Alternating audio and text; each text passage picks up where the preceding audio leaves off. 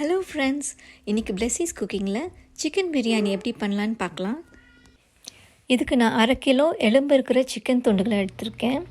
இதை மேரினேட் பண்ணுறதுக்கு 1/2 கப் தயிர், 1/2 டீஸ்பூன் மஞ்சள் தூள், 1/2 teaspoon garam masala, 1 table spoon மிளகாய் தூள், அப்புறம் தேவையான அளவு உப்பு சேர்த்துக்கிறேன். இப்போது இது எல்லாத்தையும் சேர்த்து நல்லா மிக்ஸ் பண்ணிவிட்டு ஒரு மூடி போட்டு 1/2 மணி நேரம் மேரினேட் பண்ண போகிறேன். இப்போ இந்த பிரியாணிக்கு தேவையான மசாலாவை ரெடி பண்ணிக்கலாம். இதுக்கு நான் 1 நட்சத்திர சோம்பு, 1 இன்ச் பட்டை, 3 ஏலக்காய், 4 கிராம்பு, 1 டீஸ்பூன் சீரகம், 1/2 டீஸ்பூன் சோம்பு, 1/2 டீஸ்பூன் முழு மிளகு, 2 டீஸ்பூன் மல்லி விதை, அப்புறம் 1/2 டீஸ்பூன் ஜாதிக்காய் தூள் எடுத்திருக்கேன். இது எல்லாத்தையும் ஒரு பேனில் போட்டு 2 நிமிஷம் நல்லா வறுத்துக்கோங்க. இது நல்லா ஆறின பிறகு மிக்ஸி ஜாரில் பவுடர் பண்ணிக்கோங்க. இப்போ நமக்கு தேவையான பிரியாணி மசாலா ரெடி ஆகிடுச்சு. இப்போ நம்ம சிக்கனை மேரினேட் பண்ணி 1/2 மணி நேரம் ஆச்சு. ஸோ நம்ம பிரியாணி பண்ண ஸ்டார்ட் பண்ணிடலாம். அதுக்கு ஒரு பேனில் 2 டேபிள் ஸ்பூன் எண்ணெய், அப்புறம் 2 டேபிள் ஸ்பூன் நெய் சேர்த்துக்கோங்க. எண்ணெய் காஞ்சதும் வாசனைக்காக கொஞ்சம் ஸ்பைசஸ் ஆட் பண்ணிக்கோங்க. அது நல்லா பொரிஞ்சு வந்ததும் நீளமாக நறுக்கி வச்சுருக்கிற ஒரு வெங்காயத்தை ஆட் பண்ணிக்கோங்க. அதோட 1 டேபிள் ஸ்பூன் இஞ்சி பூண்டு விழுது, அப்புறம் 2 பச்சை மிளகாய் ஆட் பண்ணிக்கோங்க. இது நல்லா பச்சை வாசனை போகிற வரைக்கும் ஒரு 2 நிமிஷம் வதக்கிக்கோங்க. வெங்காயம் நல்லா வதங்கினதும் நம்ம அரைச்சி வச்ச பிரியாணி மசாலா, 1 டீஸ்பூன் மிளகாய் தூள், 1 டீஸ்பூன் கரம் மசாலா எல்லாத்தையும் நல்லா சேர்த்து 1 நிமிஷம் வதக்கிக்கோங்க. இப்போ இதில் ஒரு நறுக்கு தக்காளியை சேர்த்துக்கோங்க.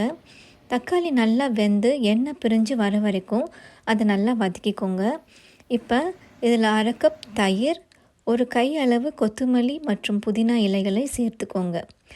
இது எல்லாத்தையும் சேர்த்து ஒரு 2-3 நிமிஷம் நல்லா வதக்கிக்கோங்க. இப்போ மேரினேட் பண்ணி வச்சுருக்கிற சிக்கனை இதில் ஆட் பண்ணிக்கோங்க. சேர்த்துட்டு அதை நல்லா கலக்கி விட்டு ஒரு மூடி போட்டு ஒரு 15 நிமிஷம் சிக்கனை வேக வச்சுக்கோங்க. இப்போ சிக்கன் நல்லா வெந்துருச்சு. இதில் நாம் அரிசி சேர்த்துக்கலாம். நான் 2 கப் பாஸ்மதி அரிசியை அலசி ஒரு 1/4 மணி நேரம் ஊற வச்சு தண்ணியை வடிகட்டி வச்சுருக்கேன். இந்த 2 கப் அரிசிக்கு நமக்கு 4 கப்பு தண்ணி தேவைப்படும். ஆனால் சிக்கன் ஆல்ரெடி ஒரு 2 கப்பு போல் சாறு வெளியே விட்டுருக்கு.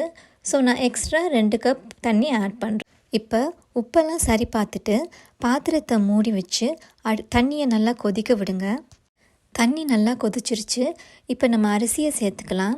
அரிசியை சேர்த்துட்டு பாத்திரத்தை மூடி வச்சுட்டு அடுப்பை ஹை ஃப்ளேமில் வச்சு பிரியாணியை ஒரு 5 நிமிஷம் வேக விடுங்க. இப்போ அடுப்பை மீடியம் ஃப்ளேமில் வச்சு பிரியாணியை இன்னொரு 5 நிமிஷம் வேக விடுங்க. பிரியாணி அடுப்பில் வெந்துட்டுருக்கிற சமயத்தில் அவனை 350 டிகிரி செல்சியஸ்க்கு ப்ரீஹீட் பண்ணிக்கோங்க. இப்போ பிரியாணி மொத்தமாக 10 நிமிஷம் அடுப்பில் வெந்திருக்கு. நம்ம அடுப்பை ஆஃப் பண்ணிக்கலாம். அதே சமயம் ப்ரீஹீட் ஆன அவனையும் ஆஃப் பண்ணிக்கலாம். இப்போ பிரியாணி பாத்திரத்தை ஆஃப் பண்ணியிருக்கிற அவனுக்குள்ளே 10 நிமிஷம் தம்காக வைங்க. கரெக்டாக 10 நிமிஷத்துக்கு அப்புறம் பிரியாணி பாத்திரத்தை அவன்லேருந்து வெளியே எடுத்துருங்க. இப்போ நமக்கு சுட சுட பிரியாணி ரெடி ஆகிடுச்சு. வாசனை நல்லா கமகமன்னு இருக்குது.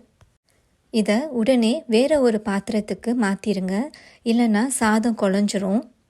அவ்வளவுதாங்க, சுவையான பிரியாணி தயார்.